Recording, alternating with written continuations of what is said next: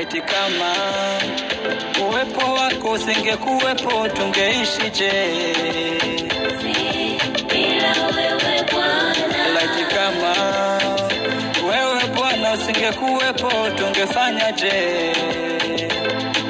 bila wewe Umejua kutufanya tuwe na furaha, tuwe na amani. Umejua kututengeneza wanao tuwe wa thamani. Unaishi kwenye mioyo yetu, akili zetu Bwana.